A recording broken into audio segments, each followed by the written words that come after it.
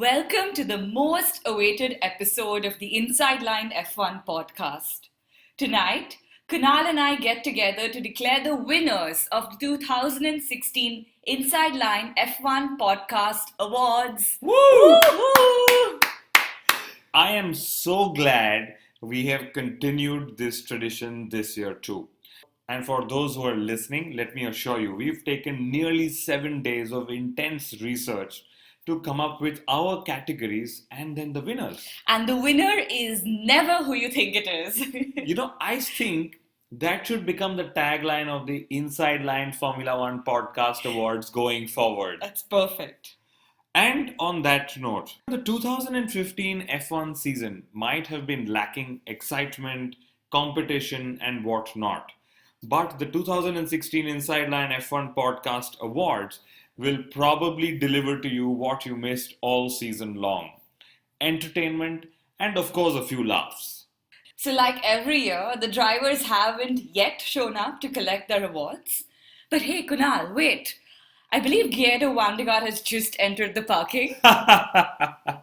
He has a knack of being wherever he isn't actually supposed to be. I just hope he's not wearing his overalls though. But there is one thing that is different this year. The drivers have actually RSVP'd and told us why they're not coming.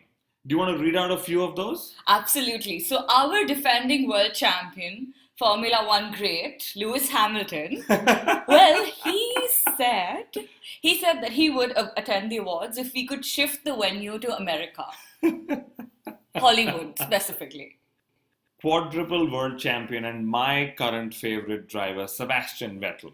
We actually didn't call him, if I remember correct. He's so good at his mimicry that we thought he'd come on our show and mimic us. That's clearly not allowed. Not allowed.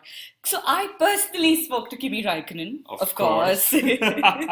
So he was hoping to win the Best Radio Message of the Year award again. But he fears that this time he just might lose the award out to Fernando Alonso. So he decided not to risk it. And Kevin Magnussen is coming. But guess what? We didn't even invite him. Ooh. Max Verstappen said that he was very busy practicing his overtaking moves on his PlayStation. Yes, I am so glad he's not here. He better deliver entertainment in 2016. And of course, Niki Lauda said that he would attend the Inside Line F1 Podcast Awards only if Lewis Hamilton was attending. Are you surprised? Not one bit. Okay, anyway, enough with the excuses and on with the show. It's time to roll with the awards, Kunal. Yes, indeed it is. But before we do that, here's a quick introduction to all our listeners, given that this is an annual award. So the Inside Line F1 Podcast Awards were actually started in 2012. And they were started because we got bored of the usual awards that went to the best team, driver, race, etc. In fact, we also had the usual suspects win them. So we thought, why don't we have our own set of awards that reward teams and drivers for their funniest moments in Formula One? On that note, here's the first category of this year's edition of the awards, the Rookie of the Year Award. So this is the moment when every single Formula One fan believes that Max Verstappen should win this award. Of course. Hands down, rightfully so. After all, he's accounted for 10% of all overtaking moves in 2015. Good show, but let me tell you, that isn't enough. Well, the second nomination is that of a near rookie, who was more, let me put it this way, ballsy. Guido Vandegaard, he took an F1 team to court and almost had his way. Almost. The third nomination is that of Mauricio Arrivaben. So he's managed some sort of a comeback for Ferrari, and we can only hope that he delivers more this season. But well, the winner is Lewis Hamilton. Hamilton? He's far from being a rookie. But in the world of music, he still is. But his album hasn't even released yet. So what? He is Lewis Hamilton. He is always ahead of the curve. Well, the next category is the Crasher of the Year Award. I think I already know who the winner of this award could be. But, well, ladies and gentlemen, this award isn't sponsored by the PDVSA. And yet, the first nominee is Pastor Maldonado for, well, being Pastor Maldonado.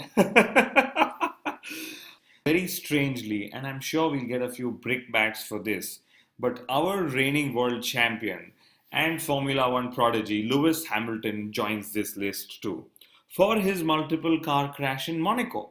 I wonder if that was just him mimicking Pastor Maldonado. And lastly, our third nominee, Sebastian Vettel. Well, for crashing the Mercedes podium party every single race.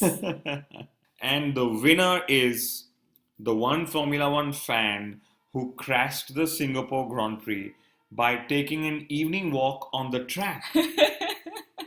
Wow. Kunal, now come to think of it, those parties, those Hollywood parties we keep spotting Lewis Hamilton at? Yes. Do you think he actually crashed any of those? And the next category tonight, the Mystery of the Year Award. The first nominee here is Mercedes. Are Mercedes delivering the same power units to their customer teams? Fernando Alonso and McLaren. So we're yet to find out the reason for his crash in Barcelona during pre-season testing. The one that caused him to miss the opening round in Australia. And the winner yet again is Lewis Hamilton. The biggest mystery of the year is, does Lewis Hamilton drink? We've had a lot of vodka. The next category is the Fashion Statement of the Year Award. And no, Carmen Chora did not make it to the nominations. So the first nomination is Hamilton's Wimbledon faux pas. And if his floral shoes and hat don't make him win, his golden hairdo just might do the trick. I would actually award his hairdo as the Livery of the Year award. So the winner in this category is not Lewis Hamilton. Thank you. The award goes to Red Bull Racing. So they had that beautiful camouflage livery which was used in their pre-season testing. And boy, that was some style statement. Never seen before in Formula One. Well done, Red Bull Racing. Woo! So I love Red Bull and their disruptive ideas. I am just glad that they didn't disrupt Formula One by leaving the sport. So now, before I announce the next category, we need to share something. Over the course of 2015, we've had a lot of listeners who, of course, are Fernando Alonso fans, and they've shared their disappointment with us about the sport's most talented driver not winning anything. Oh, yeah. So we thought to ourselves, why not create a category that only Fernando Alonso can win? A category that celebrates the awesomeness that is Fernando Alonso. So the first nomination, my favorite, Alonso pushing his McLaren into the pit lane. Symbolic of the year that was for him and for McLaren Honda.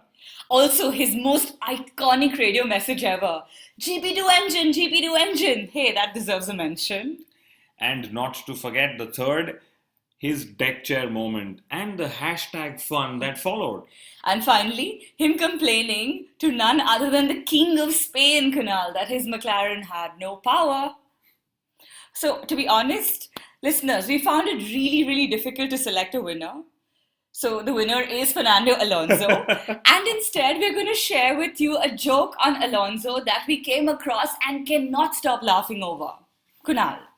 What do you think is Fernando Alonso's favorite drink to order at the bar? The screwed driver. Well done. In this season of Star Wars, Fernando Alonso, may the downforce be with you. So the next category we have lined up, the third driver of the year. Drum roll. Kevin Magnussen, for his bravery act in Australia. He willingly stepped in for Fernando Alonso to race the dysfunctional McLaren Honda, only to be dropped later on in the season. My vote goes to Stoffel Vandoorne for his victory in GP2. After all, he was the only McLaren driver to win anything all of last season. And this is my favorite nominee for the evening, Carmen Jorda. She didn't drive a single lap, but she helped many race directors fill up their vacant airtime during those boring races. And the winner is... Hey Kunal, my cue card, it's empty. So that's because you are the winner, Mithila. You stood up mid season when Rishi had to leave, did brilliantly to pick up the pieces, and delivered some really humorous time for our listeners. Clap! That's so sweet, I'm honored, thank you. Wow. So, right. So, our next category is called Jugaad of the Year Award. To explain to our listeners, Jugaad is a Hindi word and that refers to an innovative and unlikely solution for a problem. So, our first nomination goes to Nico Rosberg. So, he finally gets a nomination, yay. So, this one is for admitting at the Malaysian Grand Prix that he plans to use a sanitary napkin on his head to absorb sweat. Wow. My nomination would be Red Bull's attempt, and a desperate one at that, at finding a competitive engine solution for themselves. And a nomination for Renault for purchasing the Lotus F1 team for all of £1. I can't get over it. I just cannot. But the award goes to Max Verstappen. Yay! He had the most Jugaadu, or in this case, the most innovative overtaking moves on track all season. Woohoo! Well done, Max! The next category is Comparison of the Year Award. Don't we love making those? A big thank you to one of our avid listeners, Latesh, for helping us compile this category. So the first nominee is Lewis Hamilton. He was constantly compared to Ayrton Senna in 2015. And he sure seemed to enjoy it, no? Second nomination to Nico Rosberg for being labelled as Mercedes' Felipe Massa. And lastly, the multiple comparisons of Max Verstappen with Kimi Raikkonen and Michael Schumacher. I tell you, his PR team is working wonders, Mithila. And the winner is Honda, because their F1 engines were compared to GP2 engines on a world feed. My God! Thank you, Fernando Alonso. Actually, he has helped choose the winner of this category. Hands down. And finally, here we are to the last of our categories, the one that we call as the Catfight of the Year award. So to be honest, Formula One saw very few catfights in 2015. Fortunately or unfortunately. And that's why the first nominee is from the world of MotoGP, where we had Marc Marquez and Valentino Rossi battle it out. Yes. The second nomination is the Battle of the Finns. Kimi Raikkonen versus Valtteri Bottas. We all know how things end when the two come together on track. What, is that it, Kunal? Did we have any more catfights? I think that should be all, and let me rename the Catfight category to the Cap Fight. And suddenly, the award for this category can then be given to Lewis Hamilton and Nico Rosberg. Yay! That's hilarious. And on that note, ladies and gentlemen, thank you so much for tuning in.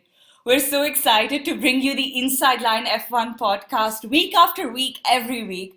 And we really hope you're enjoying our shows as much as we are. In fact, in 2016, we're attempting to go on video too. Do catch us on our YouTube channel or on our Facebook page, the Inside Line Formula One podcast. It is. Adios.